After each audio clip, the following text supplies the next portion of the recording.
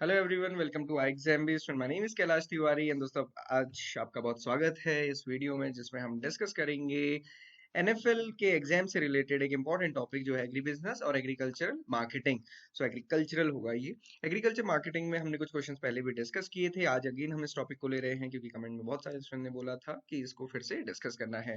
सो दोस्तों, एनएफएल का एग्जामिनेशन जो कि संडे को आपका शेड्यूल्ड है, उसके लिए जैसे मैंने आपको पहले बताया, मॉक टेस्ट मैक्सिमम दीजिए क्योंकि जो लास्ट टाइम एग्जामिनेशन हुआ था तो वो कोविड के टाइम पे था और वो ऑनलाइन एग्जामिनेशन हुआ था। उसमें बहुत ज्यादा कोई डिफिकल्टी लेवल नहीं था और बहुत ज्यादा क्वेश्चन भी एग्रीकल्चर बिजनेस या एग्रीकल्चर मार्केटिंग से नहीं थे। वो एक जनरल, मतलब हम कहते हैं जो यूनिफॉर्म डिस्ट्रीब्यूशन रहता है बाकी सब्जेक्ट्स का, वैसा ही था। ओके, तो टेंशन नहीं लेनी है। हालांकि ये सब्जेक्ट क्योंकि हम बहुत सारे एग्जामिनेशन में नेग्लेक्ट करते हुए चलते हैं तो इसलिए हमें लगता है कि इसको पढ़ लेना चाहिए। ओके, बट इसको आगे बढ़ने से पहले मैं आपको बता दूं कि all India IPS AFO prelims का हम एक मॉक टेस्ट कंडक्ट करा रहे हैं, सो दैट कि आपको अपनी प्रिपरेशन का पता चल सके, आपको पता चल सके कि आपके साथ में जो आपके दोस्त प्रिपेयर कर रहे हैं उनसे आप कितना आगे हैं। ओके, सो आप इसमें रजिस्टर कर सकते हैं। नीचे डिस्क्रिप्शन बॉक्स में आपको लिंक मिल जाएगा। बाकी जो टेस्ट का पैटर्न है वो एज इट इज है जैसे एग्जामिनेशन में रहने वाला है। सो दोस्तों, इस संडे को कुछ स्पेशल करना है, सो अभी से इसके लिए तैयारी आप जरूर करिए।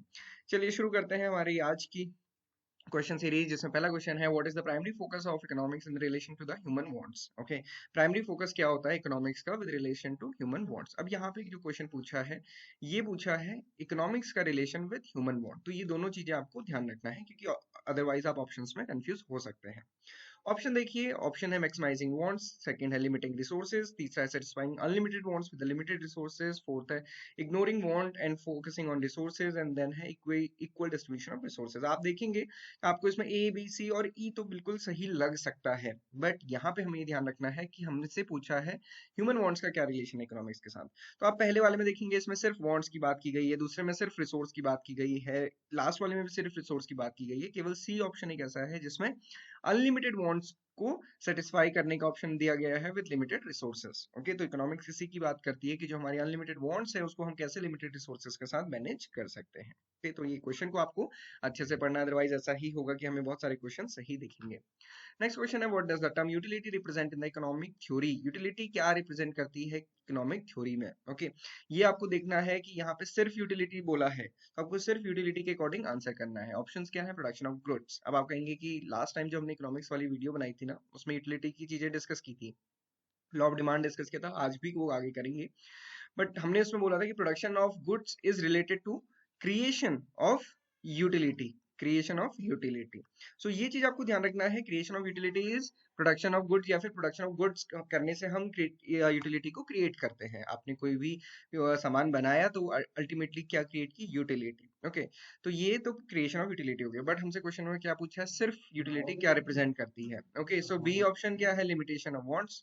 सी क्या है, satisfaction derive from the good and service, hoarding of resources and rendering a service. तो यहाँ पे जो करेक्ट आंसर है वो क्या है, C, satisfaction derive from goods and services. Okay, so ये सी ऑप्शन यहाँ पे सही है क्योंकि ये हमें बताता है कि कितना सेटिस्फेक्शन हमें डिराइव होगा किसी भी गुड्स एंड सर्विसेज से। हम अब देखेंगे rendering services is also a kind of creation of utility only. Then next question, according to the traditional approach, what is the main purpose of production in economics? तो अब आप ये समझ ही गए होंगे कि इसका क्या मतलब है, पर्पस क्या है प्रोडक्शन का इकोनॉमिक्स में। अभी हमने जस्ट डिस्कस किया है, production is directly related with the creation of utility. Okay, तो ये क्वेश्चन को आपको इस तरीके से समझना होता है, अदरवाइज हम कुछ भी समझ के कुछ और ऑप्शन करके आते हैं क्योंकि आपको लग सकता है कि इक्विटेबल डिस्ट्रीब्यूशन की बात हो सकती है, सेटिस्फेक्शन ऑफ अनलिमिटेड बॉन्ड्स की बात हो सकती है। डिस्ट्रक्शन ऑफ यूटिलिटी हम किसे कहते हैं, जैसे हम प्रोडक्शन कह रहे हैं क्रिएशन ऑफ यूटिलिटी, तो डिस्ट्रक्शन ऑफ यूटिलिटी कहलाता है कंजम्पशन। मतलब एक सिंपल सा एग्जाम्पल लीजिए, आपने पिज्जा, आप खाने गए, डोमिनोज ने पिज्जा बनाया तो क्या किया, क्रिएशन ऑफ यूटिलिटी, एक यूटिलिटी बन गई, और जैसे ही आपने उस पिज्जा को कंज्यूम कर लिया तो आपने यूटिलिटी को डिस्ट्रक्ट कर दिया। ओके, सो ये है यूटिलिटी के रेफरेंस में। Next question is what is the primary role of an entrepreneur in an organization. So entrepreneur का क्या प्राइमरी रोल होता है किसी भी ऑर्गेनाइजेशन में। ओके, अगर आप मान लीजिए आप सीईओ हैं तो आपका क्या मेजर रोल होगा अपने ऑर्गेनाइजेशन में। ऑप्शन देखिए, execution of task, identification of activities, delegation of authority, recruitment of personal, implementation of strategic plan. अब आप मुझे बताइए थोड़ा सा स्क्रीन पॉज करके कि आपको क्या लगता है कि क्या सही है, कमेंट बॉक्स में जरूर बताइएगा। ओके, नेक्स्ट नेक्स्ट या फिर इसका क्या सही आंसर होगा? तो आपको क्या करना है, जो एंटरप्रेन्योर होता है उसका सबसे प्राइमरी रोल क्या होता है? सबसे पहले ये देखना कि करना क्या है। ओके, हम कहते हैं ना एंटरप्रेन्योर है तो एक मेरे पास एक बढ़िया आइडिया है। तो आइडिया है, आइडिया से हम कुछ ना कुछ करेंगे, तो वो क्या करना है सबसे पहले वही आइडेंटिफाई करना होता है। तो बी ऑप्शन इज करेक्ट। और जब वो आप आइडेंटिफाई कर लेंगे उसके बाद ही आप स्ट्रेटेजी बनाएंगे, उसके बाद ही आप पर्सनल्स को रिक्रूट करेंगे, डेलीगेट करेंगे अथॉरिटी में, और एग्जीक्यूशन होगा टास्क का। तो सारे ऑप्शन आपको ठीक लग सकते हैं, बट जो सबसे पहला है प्राइमरी रोल है वो यही है कि आइडेंटिफिकेशन आइडेंटिफाई करना, बाकी तो लोग काम करते ही रहेंगे। ओके, नेक्स्ट क्वेश्चन है, what is the primary criteria of staffing in an organization? किसी भी ऑर्गेनाइजेशन में लोगों को रखना है तो उसका क्या प्राइमरी क्राइटेरिया होता है? अगेन सारे ऑप्शन पढ़ेंगे। एक्यूमुलेशन ऑफ पर्सनल, जमावड़ा बना देना है, नहीं करना है ऐसा, overwork prevention, equitable distribution of position, fulfilment of enterprise objectives, या फिर स्ट्रेटेजिक प्लानिंग। तो यहाँ पे जो हमारा एग्जैक्ट आंसर है वो है फुलफिलमेंट ऑफ एंटरप्राइज ऑब्जेक्टिव। हमें देखना है कि एंटरप्राइज के ऑब्जेक्टिव क्या है। ओके, आपको ये देखना है कि अगर आप कोई आपने अपना स्टार्टअप शुरू किया, तो अगर आपका एग्रीकल्चर से रिलेटेड है तो आप देखेंगे कि हमारे जो ऑब्जेक्टिव्स हैं वो कैसे फुलफिल होंगे, उसके अकॉर्डिंग ही आप स्टाफ फिल करेंगे। ओके, इसलिए नहीं करेंगे कि हमें लोग चाहिए, इसलिए नहीं करेंगे कि ओवरवर्क प्रिवेंट हो सके या फिर इक्विटेबल डिस्ट्रीब्यूशन हो। हमें ये देखना है कि हमारे लिए कौन से लोग सूटेबल होते हैं। नेक्स्ट क्वेश्चन है, according to the law of diminishing marginal utility. Diminishing marginal utility मतलब आपको बहुत भूख लगी है, आपने खाना खाना शुरू किया, हो सकता है 4 या 5 रोटी के बाद आपकी भूख खत्म होती जाए, तो उसके बाद जो नेक्स्ट रोटी है उसके लिए आपको कोई क्रेविंग नहीं होगी। ओके, सो यहाँ पे पूछा है कि क्या होता है जब additional benefit as a person stock of commodity increases. तो एडिशनल हम कह सकते हैं कि स्टॉक ऑफ कमोडिटी इंक्रीज करता है तो धीरे धीरे एडिशनल बेनिफिट पे क्या फर्क पड़ता है। सो वो क्या होता है, बेसिकली वो डिमिनिश करने लगता है, एडिशनल बेनिफिट डिमिनिश होता है, जैसे जैसे कमोडिटी इंक्रीज करती जाएगी वो बेनिफिट हमारा कम होता जाएगा। सो ये डिमिनिशिंग है, तो डिमिनिशिंग से भी काफी हमारी चीजें समझ आ जाती है हमें। क्वेश्चन आपको कैसे भी घुमा के पूछा जा सकता है, वो आपको थोड़ा सा ध्यान रखना है। ओके, नेक्स्ट क्वेश्चन है, what is the marginal utility in the context of the law of marginal utility. ये सिंपल सा पूछा कि भैया मार्जिनल यूटिलिटी का क्या मतलब है in the law of diminishing marginal utility. तो मार्जिनल का क्या मतलब होता है, एडिशनल यूनिट के साथ हमें एडिशनल कितना आउटपुट मिलता है, जिसको हम जनरली मार्जिनल बोलते हैं ना। एडिशनल यूनिट को हम जब ऐड करेंगे तो क्या आउटपुट मिलेगा।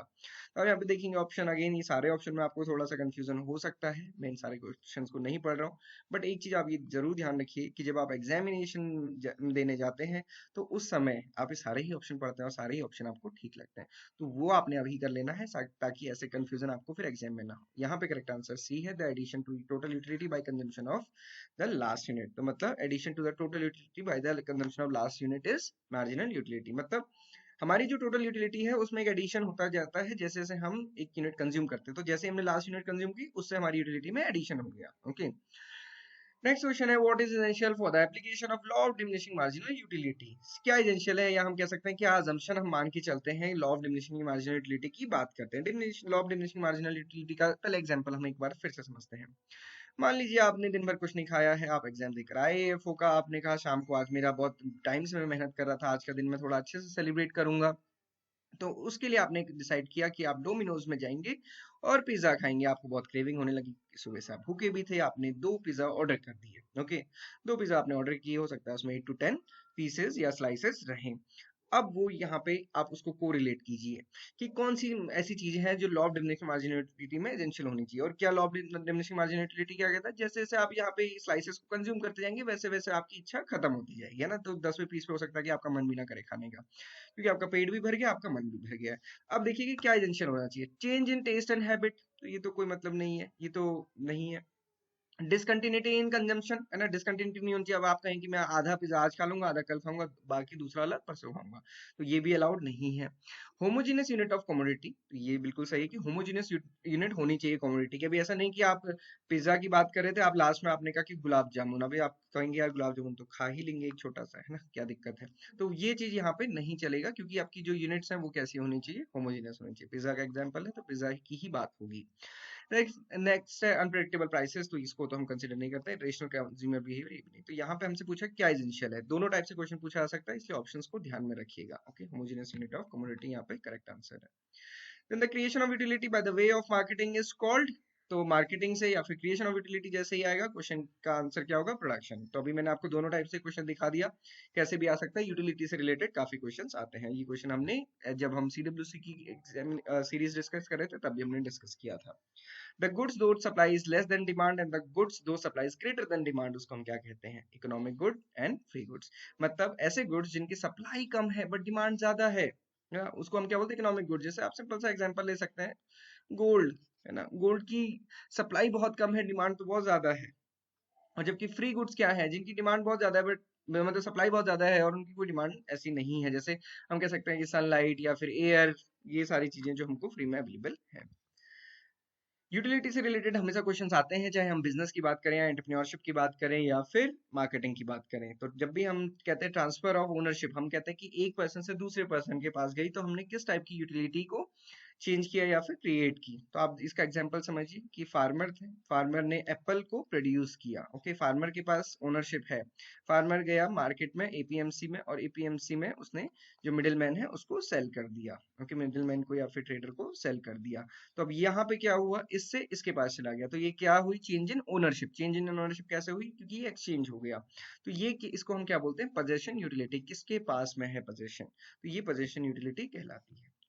Next question, the quantity of a good or service offered by both producer for sale at different unit prices in a given market of point is called, उसको हम क्या कहते हैं। सिंपल सी बात है, वो कह रहे हैं कि क्वांटिटी ऐसी है, मैंने लास्ट टाइम भी आपको इसको बताया था। और कई बार क्या होता है कि हम क्वेश्चन, हमें आता क्वेश्चन गलत हो जाता है किसी भी रीजन से, तो इसलिए हमें हमेशा क्वेश्चन को समझना बहुत जरूरी होता है। एग्जाम में जरूरी नहीं है कि आपका आंसर तभी गलत हो जो आपको नहीं आता है, तब भी आपका आंसर गलत हो सकता है जब आपको आता है बट किसी भी रीजन से या ओवरलुक होने की वजह से हम उसको गड़बड़ करते हैं।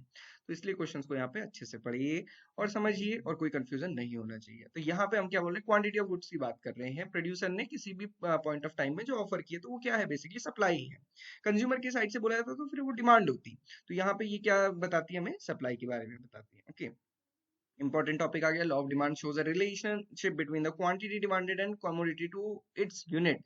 किस पे, ये कह रहा है कि लॉ ऑफ डिमांड, जो लॉ ऑफ डिमांड है, हम कहते हैं कि लॉ ऑफ डिमांड या फिर जो डिमांड है उसका क्या कोरिलेशन है, सीधा सा कोरिलेशन है, price is inversely relation to the quantity. मतलब जैसे जैसे प्राइस बढ़ेगा हमारी क्वांटिटी परचेज की कम होती जाएगी।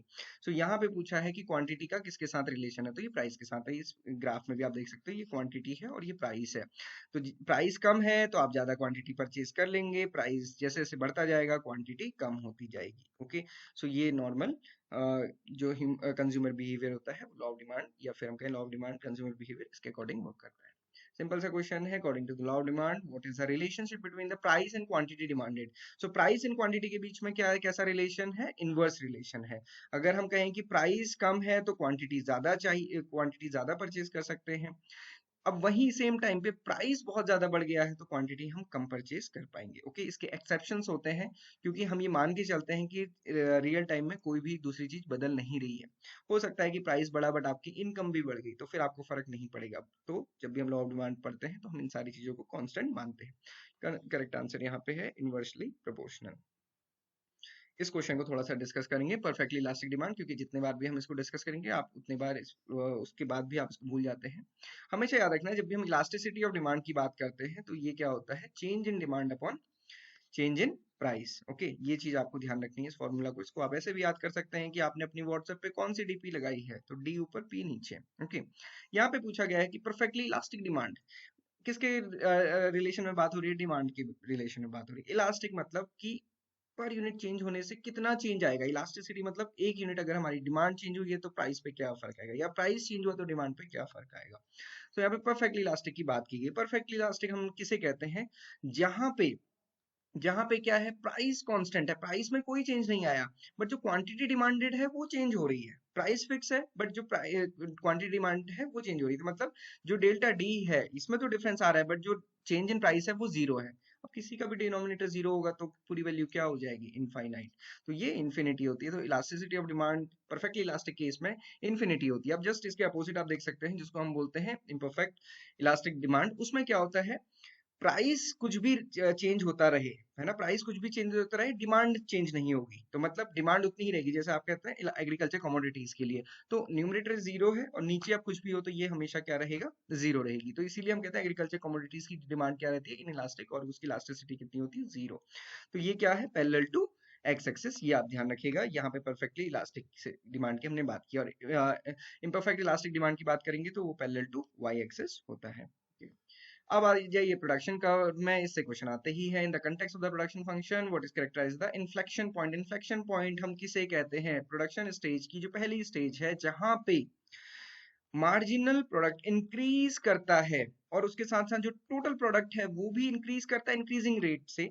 बट एक ऐसा पॉइंट आता है जहां पे आपके एडिशनल इनपुट के बावजूद जो हमारा प्रोडक्शन है वो इंक्रीज तो हो रहा है बट वो डिक्रीजिंग रेट से इंक्रीज हो रहा है। मतलब जो पहले इंक्रीज था वो उसके कंपैरिजन में हम कह सकते हैं जो इंक्रीजिंग रेट था वो कम हो गया है। तो वो उस पॉइंट को हम क्या बोलते हैं, इन्फ्लेक्शन पॉइंट बोलते हैं। और यहाँ से फिर क्या होता है, जो मार्जिनल प्रोडक्ट है वो रिड्यूस होने लगता है। मार्जिनल प्रोडक्ट का मतलब ही क्या होता है कि एडिशनल इनपुट पे कितना एडिशनल आउटपुट मिलेगा। तो यहाँ पे आप देखेंगे डिक्रीजिंग रेट है, मतलब हम एडिशनल यूनिट तो लगा रहे हैं बट उतना चेंज हमें नहीं दिख रहा है। ओवरऑल टोटल प्रोडक्शन में आपको दिखेगा बट चेंज नहीं दिखेगा। तो ये क्या यहाँ पे क्या है, मैक्सिमम आउटपुट। मैक्सिमम आउटपुट तो नहीं है, मैक्सिमम आउटपुट तो यहाँ पे है। Minimum output, point of diminishing returns, optimal efficiency and the constant productivity. तो यहाँ पे करेक्ट आंसर क्या, पॉइंट ऑफ डिमिनिशिंग रिटर्न्स। तो यहाँ से फिर क्या हो जाता है, पॉइंट ऑफ डिमिनिशिंग रिटर्न्स हो जाता है। ओके, यहाँ पे हम इसको बोलते क्या है, बेसिकली डिक्रीजिंग मार्जिनल रिटर्न्स।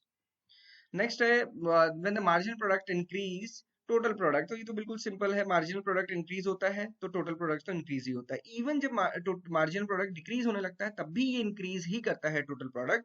और मार्जिनल प्रोडक्ट जब जीरो होता है वहां पे टोटल प्रोडक्शन मैक्सिमम होता है और उसके बाद डिक्रीज करना शुरू करेगा। मतलब जब मार्जिनल प्रोडक्ट माइनस में होगा तब टोटल प्रोडक्ट डिक्रीज होगा। तो अगर MP इक्वल्स टू जीरो तो TPP इज ऑलवेज मैक्स, है ना, वहां पे आप माइनस मत कर दीजिएगा या फिर उसको डिक्रीज नहीं करना है। तो when the marginal product increase the total product is increasing. तो जब ये इंक्रीज हो रहा है तो मार्जिनल प्रोडक्ट क्या हो रहा है, इंक्रीज हो रहा है, किस रेट से, इंक्रीजिंग रेट से। अब देखिए when the marginal product rises average product, जब मार्जिनल प्रोडक्ट इंक्रीज हो रहा है तो एवरेज प्रोडक्ट पे क्या इंपैक्ट पड़ रहा है। तो एवरेज प्रोडक्ट तो वहां तक इंक्रीज होता है, कहां तक इंक्रीज होता है, जब MPP इक्वल्स टू APP होता है। तो मार्जिनल, यहाँ पे पूछा marginal product rises average product, तो जब तक मार्जिनल प्रोडक्ट राइज हो रहा है तो एवरेज प्रोडक्ट भी राइज होता है। और जहां पे MPP इक्वल्स टू APP मतलब मार्जिनल प्रोडक्ट एवरेज प्रोडक्ट के इक्विवेलेंट होता है, वहां से एवरेज प्रोडक्ट डिक्रीज होना शुरू करता है और वहीं से हम कहते हैं कि सेकंड स्टेज शुरू होती है प्रोडक्शन कर्व में। ओके, सो यहाँ पे करेक्ट आंसर क्या है, इंक्रीजेस। ओके, नेक्स्ट है when the MPP is zero. MPP मतलब मार्जिनल प्रोडक्ट जहाँ पे जीरो है तो वहां पे क्या होगा, मैंने आपको अभी बताया था, वहां पे TPP मैक्स होगा और उसके बाद डिक्लाइन करेगा। तो MPP जीरो है तो वहां पे TPP डिक्लाइंस मत ऑप्शन टिक कीजिएगा, हम कंफ्यूज हो जाते हैं, गड़बड़ हम कर देते हैं। बट एट पॉइंट की बात पूछी गई है, अगर ये पूछा जाएगा कि what will happen after particular this condition की जहाँ पे MPP is zero, what will happen after that, so हम कहेंगे कि then the TPP will start declining. But when MPP is zero मतलब marginal product is zero, then the TPP is maximum. Okay, next question is what situation might the marketed surplus will be less than the marketable surplus। मैं एक farmer हूँ, मेरे पास x एकड़ of land है और इसमें मैंने 100 क्विंटल वीट ग्रो किया। अब मुझे पता है कि मैंने 100 क्विंटल ग्रो किया, बहुत ज्यादा ग्रो किया है। 2 क्विंटल मेरी अपनी कंजम्पशन के लिमिट है, तो मतलब मैं 98 क्विंटल सेल कर सकता हूं। तो यहीं पे हम समझ जाते हैं कि हमारा मार्केटेबल सरप्लस कितना है। मार्केटेबल सरप्लस हमारा कितना है, हम इसको कह सकते हैं कि 100 क्विंटल भी मार्केटेबल सरप्लस है या फिर 98 क्विंटल भी हो सकता है, कि जो हम कर सकते हैं। एक्चुअल में हमने मार्केट में कितना दिया वो हमारा मार्केटेड होता है। तो अगर हम ये भी कह सकते हैं कि हमारा 100% भी मार्केटेबल हो सकता है, या हम कह सकते हैं कि हमारा 98 क्विंटल मार्केटेबल था, मैं कहूंगा कि 2 क्विंटल मेरे को अपने रखना ही रखना है और उसके बाद जो बचा वो मेरा मार्केटेबल सरप्लस है। अब मैं कहूँ कि नहीं मेरे पास तो बहुत है, मैं अभी 50 क्विंटल ही सेल करूंगा, 48 क्विंटल मैं बाद में करूंगा। तो ये जो 50 क्विंटल मैंने अभी सेल करने का डिसीजन लिया है, ये मेरा क्या है, मार्केटेड सरप्लस, मतलब जो मैंने एक्चुअल में मार्केट किया है। ओके, सो ये क्वेश्चन पूछ रहा है कि कौन सी ऐसी कंडीशन है जहां पे marketed surplus will be less than the marketable surplus. जो मार्केटेड सरप्लस है वो कम होगा मार्केटेबल सरप्लस से। मतलब ये मार्केटेड सरप्लस कम है 98 से, तो अभी यही कंडीशन है। तो यहाँ पे क्या, लार्ज फार्मर रिटेनिंग सरप्लस, तो ये लार्ज फार्मर की कंडीशन है। अब यहाँ पे एक दूसरी कंडीशन हो सकती थी, मैंने एक ही क्विंटल प्रोड्यूस किया, तो एक ही क्विंटल अगर मैं प्रोड्यूस करूंगा ना, तो मैं तो अपने खाने के लिए भी नहीं रखूंगा, पहले तो मेरे को बेचने की होगी कि मेरे पास कैसे ही पैसा आए, फिर मैं बाद में कभी भी खरीद लूंगा। तो इस कंडीशन में क्या होता है, मार्केटेड सरप्लस हमेशा ज्यादा हो जाता है मार्केटेबल सरप्लस से, मतलब मार्केटेड सरप्लस हमारा ज्यादा हो जाता है मार्केटेबल सरप्लस से, हमको पूरा ही बेचना पड़ता है, उसको हम कहते हैं डिस्ट्रेस सेल, डिस्ट्रेस और फोर्स सेल। तो यहाँ पे हमारा मार्केटेड सरप्लस ज्यादा हो जाता है मार्केटेबल सरप्लस से, वो होता है हमारा डिस्ट्रेस या फोर्स सेल, मतलब हम अपने लिए भी नहीं रख पाए, हमें सब बेचना पड़ गया। तो ये आपको ध्यान रखना है, यहाँ पे जो करेक्ट आंसर है लार्ज फार्मर के कंटेक्स्ट में बात हो रही है। ओके, तो this is all about the agri business and agriculture economics and farm management. कुछ कुछ क्वेश्चन हमने डिस्कस किए, हमने कुछ क्वेश्चन वहां से भी लिए थे जो हमने सीडब्ल्यूसी में डिस्कस किए थे, क्योंकि ये इंपॉर्टेंट है, बार बार पूछे जाते हैं, जैसे जेनेटिक्स में माइटोसिस मियोसिस सेल डिवीजन हमेशा पूछा जाएगा, वैसे ये क्वेश्चन बार बार पूछे जाते हैं, तो इसलिए बार बार रिवाइज करना है ताकि हमारे एरर के चांसेस कम हो। कोई भी डाउट क्वेरी क्वेश्चन के लिए आप हमें कनेक्ट कर सकते हैं, मॉक टेस्ट जरूर दीजिए, मॉक टेस्ट आपको हमारे कोर्स में अवेलेबल हो जाएंगे, जिसको आप अभी भी परचेज कर सकते हैं, बट तभी कीजिएगा जब आप उसको यूटिलाइज कर पाए, यूटिलिटी समझनी है। Okay, so this is all for today, thank you everyone for watching this video and have a great day.